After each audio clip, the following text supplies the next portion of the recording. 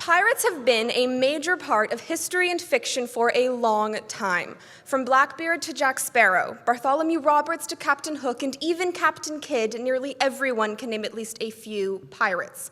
For many years, pirates ruled the seas, and now they rule a lot of the media that we consume. They are wonderful in fiction and terrifying in reality, but what can make a pirate even better? Being a woman. Ahoy, mates and fellow land dwellers. Today I am here to prove to you all that pirates are better than ever when they are female. As much as I hate to admit it, most people don't look at a woman and think that she, out of everyone, is a bloodthirsty pirate, thus giving her an advantage. They have a history of being incredible at piracy and looking cool while doing it. Picture a pirate. Any pirate. Are you thinking of a man? It's all right if you are, but that's my point exactly. Women are constantly underestimated in everything we do, and when it comes to things like piracy, we can use this underestimation to our advantage. Let me set a scene for you. You're sitting in a tavern somewhere by the sea. In walks a woman. She's short, petite, battered, bruised, looks like she's probably seen some stuff. She takes a seat alone in the corner. A few minutes later, a man walks in. He's big, bulky, covered in battle scars. He takes a seat by the window.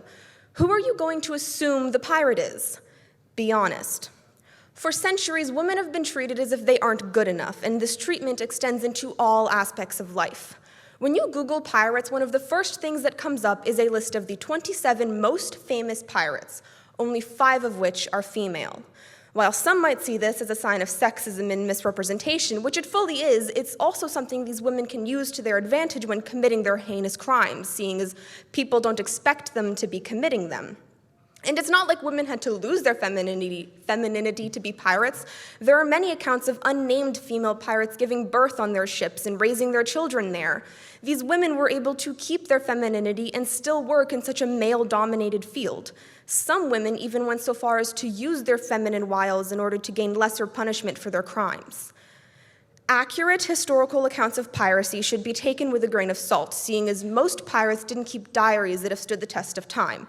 Thus, most stories we have of pirates have been told through second-hand accounts or word of mouth.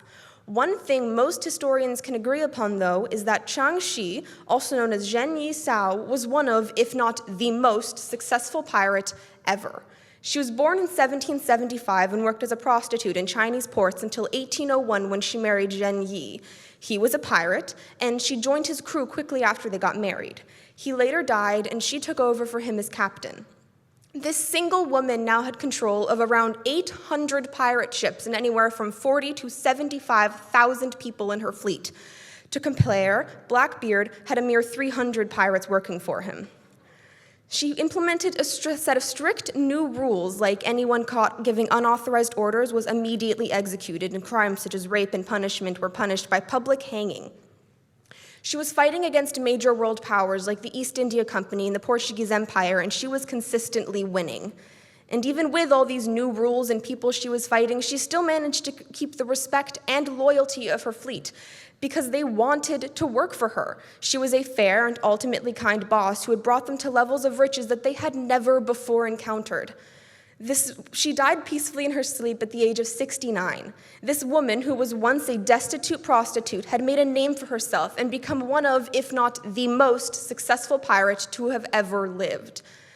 While level of coolness might not matter much in the grand scheme of things, if you're going to be a pirate, you might as well look cool while doing it. And I hate to say it, but male pirates simply look icky.